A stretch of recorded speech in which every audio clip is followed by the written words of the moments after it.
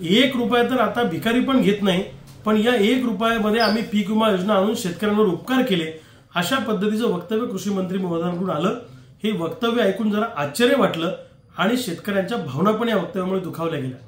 कृषी मंत्री महोदय हे अतिशय अभ्यासू आहेत, जाणकार आहेत, ग्रामीण भागातून आलेले आहेत, त्यांच्या कामाची पद्धतही चांगली आहे। असं असताना त्यांनी असं वक्तव्य करणं हे थोडं आश्चर्यकारक वाटलं आणि आमच्या भावनांना दुखावणारं पण वाटलं।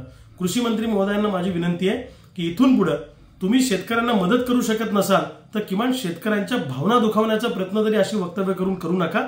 आणि आमचं सांगणं आहे 1 रुपयामध्ये पीक विमा योजना आणली म्हणजे सरकारने आमच्यावर उपकार केलेले नाहीत, लक्षात ठेवा।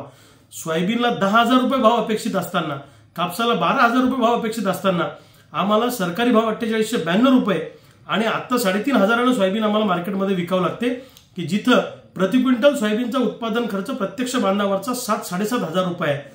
अशा परिस्थितीमध्ये सरकार जर भावही देत नाही आणि मदतही करण्याच्या मूडमध्ये सरकार नसेल आणि उलट अशी वक्तव्य येत असतील तर यामध्ये शेतकऱ्यांचं मनोबल खचेल। सरकारमधल्या मंत्र्यांची वक्तव्य ही शेतकऱ्यांना उभारी देणारी, शेतकऱ्यांना मानसिकदृष्ट्या उभं करणारी आणि सर्वार्थाने उभं करणारी वक्तव्य जबाबदार मंत्र्यांकडून झाली पाहिजे अशी आमची अपेक्षा आहे।